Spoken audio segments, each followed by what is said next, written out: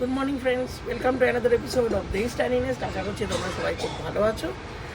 আজকে মঙ্গলবার, মেয়েদের আগের দিন, আর আজকে তো হিটওয়েভ জারি করেই দিয়েছে। 45 ডিগ্রিজ অব দি টেম্পারেচার উঠবে, মানে কোনো দিন কলকাতায় ওঠেনি মনে হয় টেম্পারেচারটা। তো আজকে ওই জন্য বাড়িতেই থাকছি, ওয়ার্ক ফ্রম হোম করবো।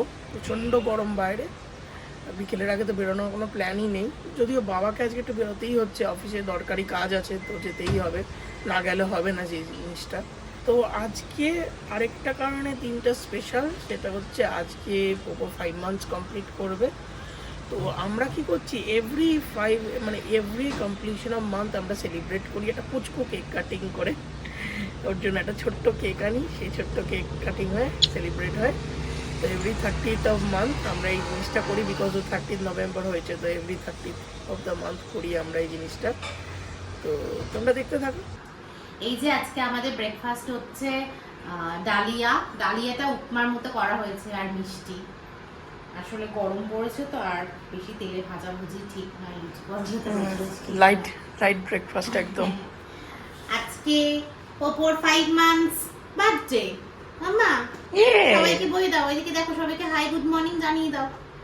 সবাই তোমাকে উইশ করবে, সবাই তোমাকে উইশ করবে মাম্মা 5 মান্থসের বার্থডে। Hello everyone.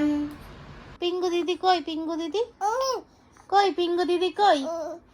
এ পিঙ্গু, পিঙ্গু। 2:30 বেজে গেছে, 2:45 প্রায়। ময়ূকের অফিসের মিটিংয়ের জন্য আমাদের আজকে আবার লেট হয়ে গেছে। ওদিকে পুপু চিৎকার করছে, মাম্মা মাকে খেয়ে নিয়ে ওকে দেখছে।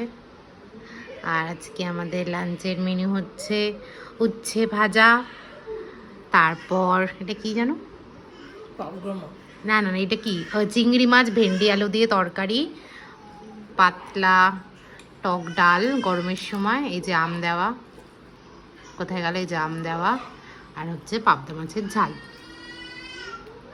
আর পোপলা ওদিকে হেভি চিৎকার করছে। দুপুর এখন 3টে, আর এই যে পোপোর চোখে একটুও ঘুম নেই।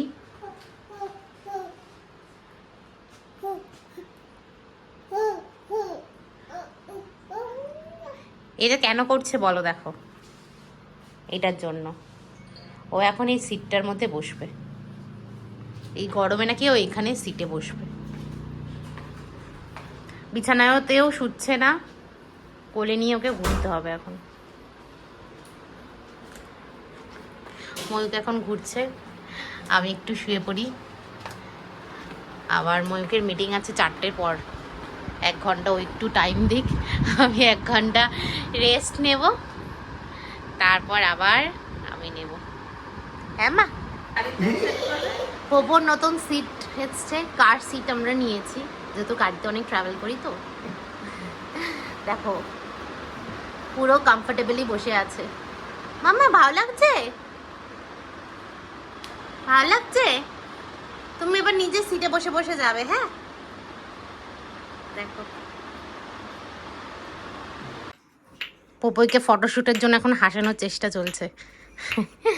পোপাই, এ পোপো, পোপো ই বাবা দিয়েছে, দেখো কি করলো, অ্যাক্সিডেন্ট। আচ্ছা বাবা, হ্যাপি 5 দিলাম না, দেখেছো?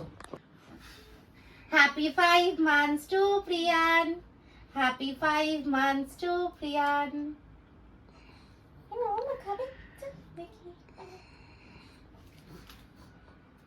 হয়েছে, আমাদের কেক কাটিং হয়ে গেছে। আসলে বেডরুমেই করলাম, কারণ কি এসি চলছে তো, ওকে আর গরমে ড্রয়িং এর এসিটা চালাইনি, তো ওকে আর গরমে বের করলাম না। এখানেই আজকে আমাদের হয়ে গেছে। কথা মতন আজকে বাপি চলে এসছে মাংস ভাজার রেসিপি নিয়ে। তো আজকে তোমাদের সাথে মাংস ভাজার রেসিপিটা শেয়ার করবে। বলে দাও বাপি কি কি নিয়েছো? অল্প একটু ক্যাপসিকাম, লঙ্কা কুচি, রসুন মানে পরিমাণ মতো আর কি সব, আর পেঁয়াজ তাই পরিমাণ মতো, 4 টেবিল স্পুন সস, আর হচ্ছে সয়া সস 2 টেবিল স্পুন, আর এটা হচ্ছে ভিনিগার, অল্প 1 টিস্পুন ফুল ভিনিগার, আর চিনি স্বাদ মতন। তো অল্প করেই দিই, যে বেশি দিলে বেশি মিষ্টি হয়ে যাবে। হ্যাঁ, আর এটা হচ্ছে মাংসটা এইভাবে ওটাই 600 গ্রাম। আচ্ছা 600 মাংসে তোমরা এবার পরিমাণটা দেখে নিলে সেই হিসেবে দিলে। সর্ষের তেল দিয়ে আচ্ছা সর্ষের তেলে রান্নাটা হবে। পরিমাণ মতন সর্ষের তেল,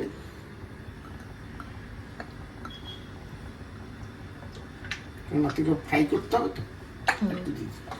ওই 3 টেবিল স্পুন মতো সর্ষের তেল। তেল গরম হয়ে গেছে, এবার কি দেবে প্রথমে? এবারে রসুন আর লঙ্কাটা খালি দেবো। আচ্ছা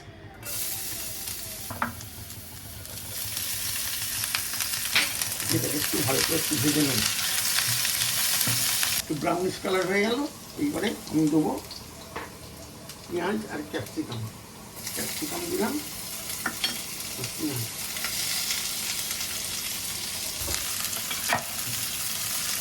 এটা একটু ব্রাউনিশ হলে তারপর মাংসটা দেবো।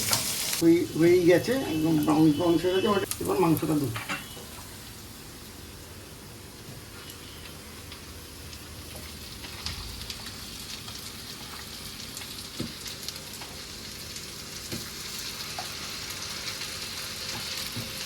দিলাম, এটা একটু ফ্রাই করতে হবে মাংসটাকে।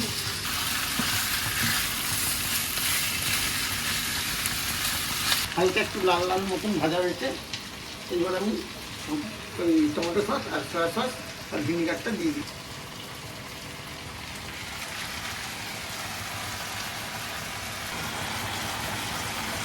থেকে 4 মিনিট একটু নাড়াতে হবে যাতে ভালো করে মাংসের সঙ্গে মিশে যায়, ভেতরে ঢুকে যায় মাংসের মধ্যে। 3 থেকে 4 মিনিট সস দিয়ে তোমরা ভেজে নিলাম ভালো করে। হ্যাঁ, তারপরে একটু জল দিতে হবে সিদ্ধের জন্য। এইটা আসলে খুব একটা গ্রেভি হয় না, একদম গামাখাই হয়, ওটাই ওরমই ভালো লাগে। এবার একটু চাপা দিয়ে রেখে দিতে হবে মোটামুটি 15 মিনিট। আচ্ছা 15 মিনিট হয়ে গেছে। এবার চিনিটা দিয়ে দেবো নামানোর ঠিক 5 মিনিট আগে। মুরগি হয় মোটামুটি পুরোপুরি শেষ। জাস্ট একটু গ্রেভিটা দেখে নিচ্ছি কতটা গ্রেভি রাখবো, সেইভাবে একটু নেড়ে গ্রেভিটাকে একটু নেড়ে নিচ্ছি। নেড়ে নিয়ে ব্যাস এবার একটু গ্রেভি রেখেই দিচ্ছি, এরকমই থাকবে আমাদের গ্রেভিটা। তার কারণ এরা রুটি দিয়ে খাবে, তার জন্য গ্রেভিটা একটু রাখতে হচ্ছে, তাহলে গ্রেভিটা আরও ড্রাই করা যেতে পারে। তা সেখানে একদম পুরো চিকেন রান্না ভাজা পুরো শেষ। এটাই ফাইনাল।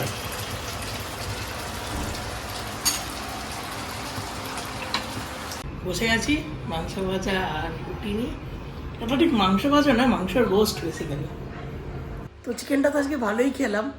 তোমরাও রেসিপিটা ট্রাই করে একবার কমেন্টে জানিও তোমাদের কেমন লাগলো। আশা করি খারাপ লাগবে না, ভালোই লাগবে। তো এখন বাজে রাত 11টা, আর কালকে আমার মেডে, একটা বেশ টানা জম্পেশ ঘুম দেবো। আশা করি তোমাদের আজকে কন্টেন্টটা ভালোই লেগেছে। আবার পরের দিন নতুন কন্টেন্ট নিয়ে আমরা হাজির হবো। চলো টাটা, গুড নাইট।